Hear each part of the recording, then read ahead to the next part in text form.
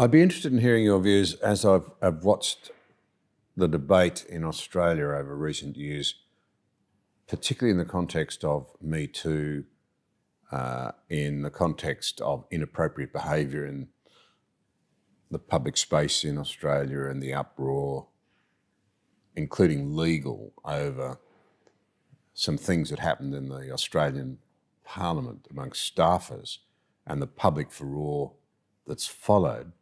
It struck me that it's hard to think of anything that can be so powerful a force for good in terms of deep human engagement with others, expression of love, of commitment, of joy, at the other end that can be so utterly destructive, so demeaning, so degrading, and so cruel. The way in which we conduct our sexuality in an age when people demand complete freedom has often been carried forth without anybody thinking about the potential for good, the potential for bad. Yeah. I think that's true. I don't think there may be no other facet of life for which the extremes are so extreme. Yeah. I mean, one of the mistakes, I think, of the ideology of the 1960s, of which we're all now the descendants, is that because it was rooted so much in a reaction against traditionalism of all kinds, and in particular a reaction against Christianity, and of course Christianity, and indeed all other religious traditions, hold sex to have a very important status, to have a sacred status within marriage and so on. When you have an intellectual movement which is all about reaction against Christianity and a rejection of everything that's come before, which to some extent is maybe not a surprise that would have come out of the Second World War. That kind of enormous reaction against everything that had come before, a sort of complete loss of faith in tradition and culture to date. That does include a reaction against the idea of sex having a sacred status, or sex even having a special status, a unique status of any kind. So I describe this in my book as sexual disenchantment. So feeding off of Max Weber's idea of disenchantment as a process of, as a component of the Enlightenment, where previously people felt that the natural world had a kind of special, sacred, almost conscious status. And that's all stripped away as part of the scientific revolution, and people come to believe that it's inert and just subject to rational forces and so on. I think sexual disenchantment is the same sort of process, that people used to believe that sex was sacred, was special, and what the new ideology, post-sexual revolution, tells us is, oh no, it's just a social interaction.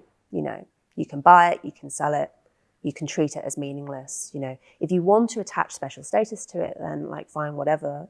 People can still get married, people can still choose to behave in traditional ways, but the fundamental idea is that actually sex is not really any different from shaking someone's hand, playing tennis, making a coffee for someone. That it has a completely neutral status. People, of course, don't actually act as if that's true. I was going to say. Yeah. No one actually behaves as if that's true. And yet yeah, we're a sex-obsessed society in some ways. Yeah. So the theory is, from the sort of hyper-progressive position, is that, sex can be commodified, porn is just another kind of entertainment, all this kind of stuff. But then no one actually behaves as if that's true. People care if their spouse cheats on them.